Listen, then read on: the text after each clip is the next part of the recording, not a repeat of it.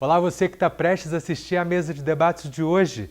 Você sabe que o nosso programa é feito todos os dias com muito carinho para você. Então, eu já te convido para curtir o nosso vídeo, compartilhar os nossos programas nas suas redes sociais. E se você ainda não é inscrito no nosso canal, se inscreva para não perder nada do nosso conteúdo.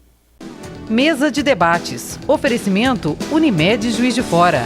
Planos exclusivos para estudantes do maternal à graduação. Premium FM, sintonizada no seu bom gosto.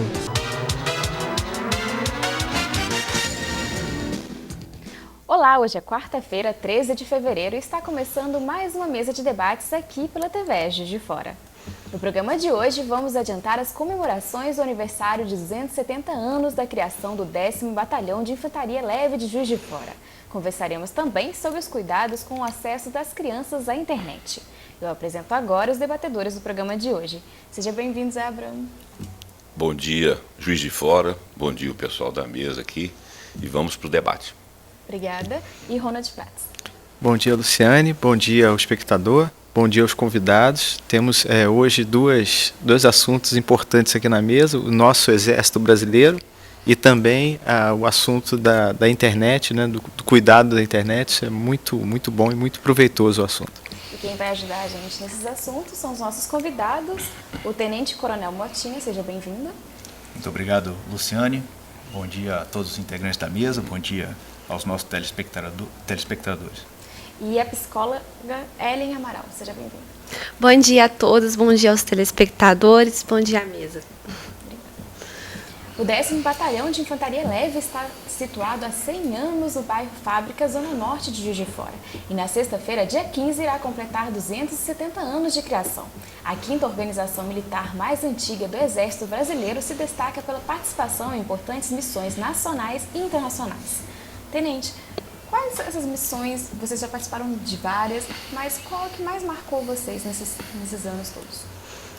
Escolher uma operação marcante na história de um batalhão com 270 anos de criação é uma missão difícil, mas eu vou começar te respondendo pelas primeiras. Desde a criação, o batalhão foi criado em 1749 na cidade de São Paulo.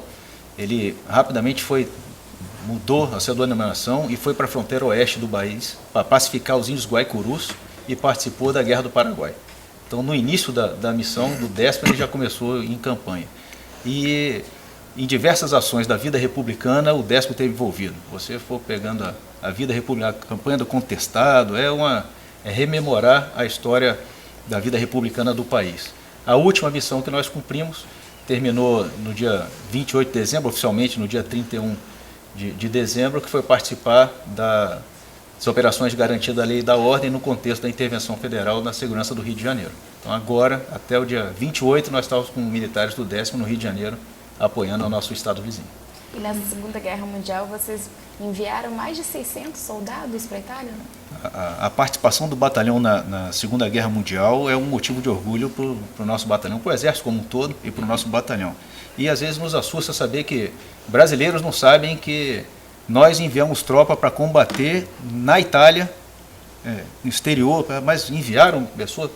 Então, militares do 10º, foram 680 militares só do 10º, que saíram para combater na Itália. Entre eles tem vários heróis de guerra, como o sargento Celso Racioppi, herói da cidade de Alfenas, que foi ferido em combate, ocultou o ferimento e continuou a campanha até o final.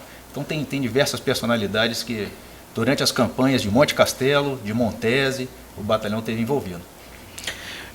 Tenente Coronel Motinha, em primeiro lugar, parabéns pelos 270 anos da unidade. Eu sou fã de histórias militares, eu gosto muito de acompanhar Segunda Guerra, não que eu goste da Segunda Guerra, mas eu gosto das histórias, porque são histórias humanas, né, que envolveram tudo que a gente vive hoje vem através desses fatos que ocorreram no passado, né, e a Segunda Guerra é talvez um dos fatos mais importantes e marcantes da história da humanidade. A gente estava conversando um pouquinho antes de começar a mesa que o seu avô serviu na Segunda Guerra, foi um dos enviados pelo Brasil, e é importante para o público saber essa história do Exército Brasileiro, essa importante história do Exército Brasileiro. Eu queria que você falasse um pouquinho mais sobre, para minha curiosidade também, sobre a Segunda Guerra Mundial e essa participação. Essa ligação com a Segunda Guerra Mundial na minha família é uma coisa bastante forte, particularmente, como estamos falando do 10º, o meu avô em 1940 incorporou nesse quartel aqui em Juiz de Fora como soldado. E o sargento Motinha foi para a Segunda Guerra Mundial, participou da primeira tentativa de tomada de Monte Castelo, foi ferido e depois evacuado.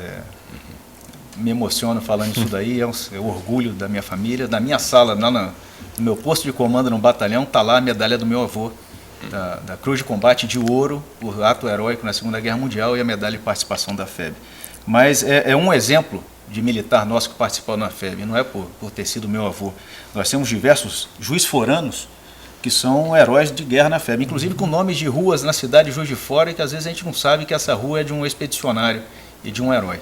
Mas mais do que aqueles que passaram, nós temos que homenagear esses heróis que estão conosco vivo hoje. Então o Exército Brasileiro já fez, isso daí é constante em nossas formaturas, quando há a presença de ex-combatentes, existe um toque de ex-combatente e toda a tropa reverencia o ex-combatente. Hoje o Cabo José Maria Nicodemos, o nosso Cabo Nicodemos, ele vai nas nossas formaturas, é um herói da FEB e é reverenciado em cada uma dessas solenidades. Particularmente os nossos militares enviados do 10º, eles foram compor o 11 RI, fizeram parte do 2º escalão da Força Expedicionária Brasileira e participaram em combate especialmente a partir da tentativa de tomada de Monte Castelo. E participaram de Montese e de diversos outros combates na campanha como todo na Segunda Guerra Mundial.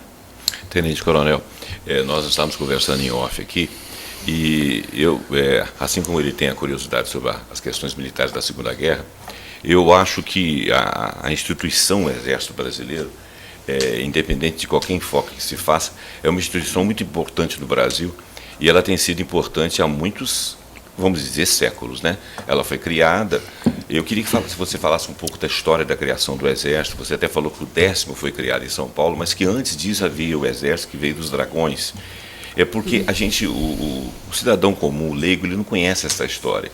E a gente sabe que o Exército ele participa de ações de salvamento, em muitos casos, às vezes, construções de estradas, e são sempre coisas de excelência, né?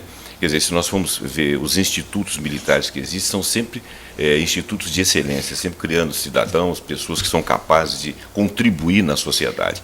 E talvez o público não tenha essa visão, né? E seria importante a gente estar aqui agora, dar essa visão para o nosso público da importância do Exército, quando que ele foi criado, e um pouquinho da história, a partir de, você falou mais ou menos 1600. Conta aí para a gente. A gênese do Exército Brasileiro, isso daí constatado já, ela vem da campanha de Guararapes, quando o povo brasileiro pela primeira vez usou a palavra pátria e brancos, negros, índios se juntaram na formação de um exército nacional para expulsar o invasor holandês. Brancos, negros e índios. Índios, bacana isso. Com heróis de cada um deles, nominados e que são cultuados no próprio Exército Brasileiro. Henrique Dias, o Índio Poti, Felipe Camarão. Então todos eles são personalidades que no Exército a gente cultua nas nossas tradições. Isso se situa mais ou menos no ano de 1600 Isso, e isso aconteceu em Pernambuco. Certo. Né? Mas quando a gente fala Pernambuco, o Índio Poti, Felipe Camarão, era de Natal. Então,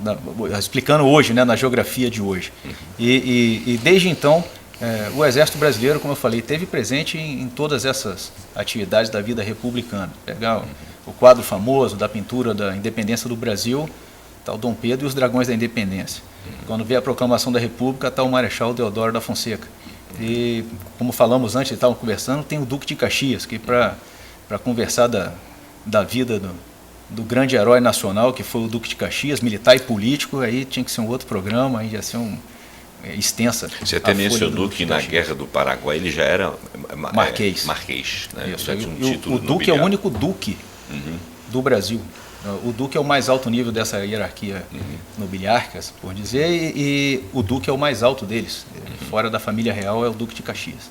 Então a importância dele como pacificador, e que na sua época já pensava em integrar o Brasil. Nenhuma das revoluções que ele pacificou, e foram várias, ele quis expurgar brasileiros. Né? Então a ideia dele era pacificar e trazer esse pessoal de volta para o nosso país. É uma figura notável, que merece ímpar, né? um estudo e que é cultuada por nós.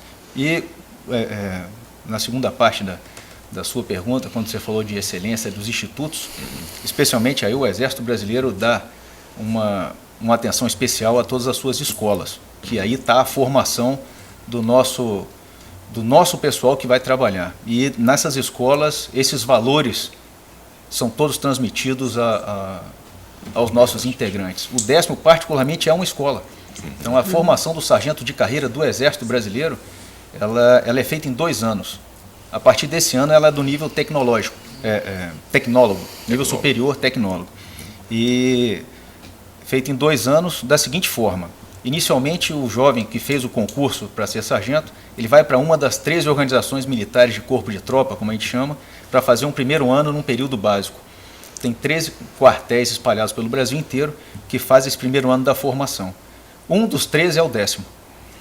E no ano passado, nós tivemos a grata satisfação de, pela primeira vez, fazer a inserção do segmento feminino.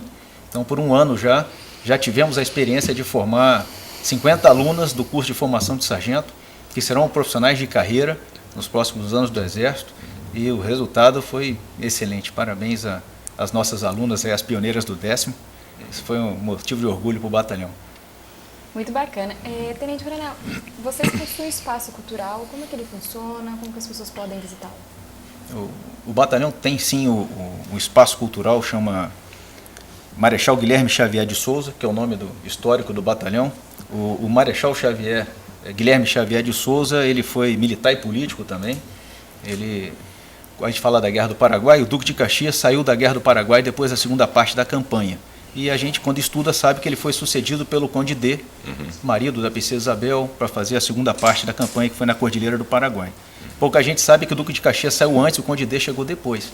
Nesse intervalo foi o Marechal Guilherme que teve à frente de todas as tropas brasileiras. Então o nome do batalhão é de um militar também, o generalíssimo, como é falado na época, ou marechal, de renome. Depois ele foi deputado na província de Santa Catarina e presidente da província do Rio Grande do Sul. Então, é uma pessoa de renome. Mas voltando ao espaço cultural que leva o nome dele, o espaço cultural do nosso batalhão, ele tem um acervo muito bem ajustado para um batalhão de infantaria, porque nós somos um batalhão de infantaria, ter o espaço cultural é algo a mais. Mas muito interessante. Nós temos as visitações, inclusive guiadas, realizadas normalmente às terças e quintas-feiras. Então são inclusive os dias que temos formatura no batalhão normalmente, né? Os dias normais de formatura. A ida ao museu pode ser agendada ou não, procurando a seção de comunicação do batalhão ou pelos contatos que nós temos. O que constitui esse espaço cultural? Você falou que tem um museu, né? Porque museu ou espaço cultural, na verdade é um espaço cultural porque é um pouco menor que um museu. Ah, entendi. Então, nas instalações do 10º, existe uma exposição a céu aberto de várias peças de armamento ou de cozinhas da época, inclusive do Império, que estão colocadas por todo o batalhão. O batalhão eu sou suspeito, mas o batalhão é lindo. O batalhão está muito bem colocado lá. Eu não sabia disso. Também não. Tem cozinhas de campanha que eram feitas rebocadas por cavalo. Estão lá preservadas e colocadas na nossa área em partes temáticas. É uma coisa histórica maravilhosa. Nós temos uma viatura lá, uma Dodge Comando, que é uma viatura da Segunda Guerra Mundial que roda. Pode falar no batalhão, ela está funcionando. Estamos num processo de revitalização dessa viatura para ela ficar, inclusive, em perfeito estado. Mas a área cultural desse museu, ele conta a história do 10º, enfocando em história desde a criação do batalhão, com a história do Marechal Guilherme e toda a história do batalhão, passando por suas participações em missões de paz, como no Haiti, que foi o batalhão foi em Suez, foi em Angola e foi ao Haiti. Então, nas 3 últimas missões Suez, de paz. Angola, Haiti. São as 3 missões de paz expedições externas, que o batalhão participou depois da Segunda Guerra Mundial. Suez foi na 57. 57. Eu vou ter que interromper um minutinho, chamar o intervalo e já voltamos continuando a falar sobre o espaço cultural do 10º.